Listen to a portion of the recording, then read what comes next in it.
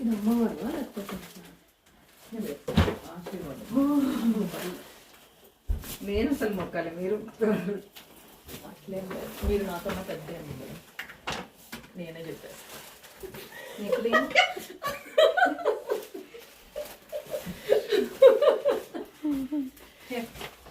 నీకొద్దా? ఒకటి చాలు, ఒకటి చాలు.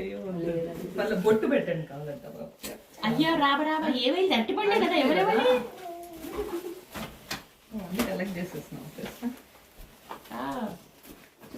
చక్కగా పట్టుకుందాం. అట్లాంటి బాగా ఇంట్రెస్ట్ మరి ఉండాలి